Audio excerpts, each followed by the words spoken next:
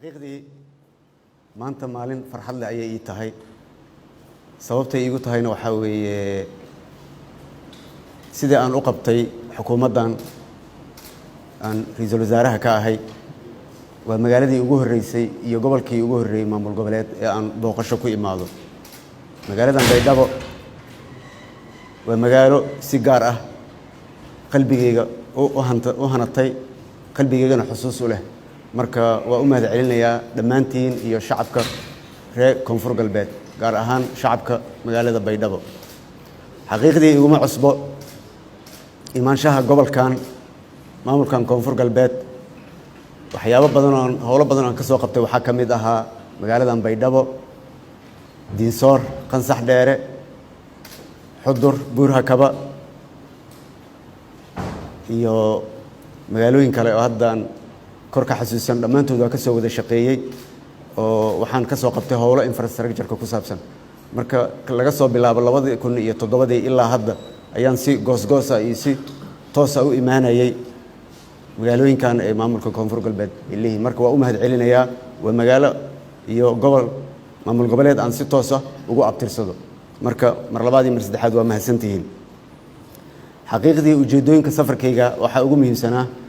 inaan la kulmo odayaasha dhaqanka madaxda maamul goboleedka wasiiradoodii si aan u ogaado waxa jiro waxa baahi ay qabaan waxa mustaqbalka ay higsanayaan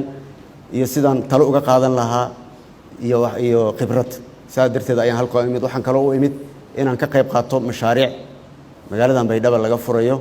oo inaan goobjoog ka ahaado ay muhiim ahayd waana ku mahadsantihiin mar labaad iyo mar saddexaad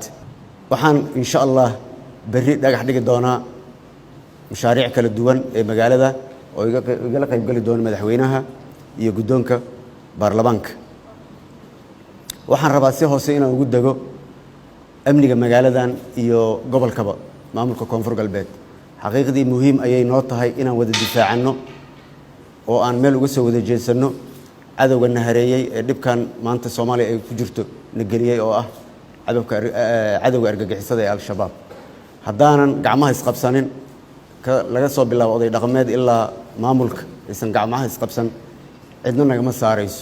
wiilashana dhibay waa wiilasheenii dhaxdeynayna ku jiraan marka waa inaan u istaagnaa oo iska qabanaa haddii kale maamulkan koonfur galbeed horumar iyo ayatiin dambe ma lahaan doona haddaan si degdeg ah wax iskaga qabsan uga qabanin anigana diyaar ayaan u ahay wixii garab ah hiil iyo hoo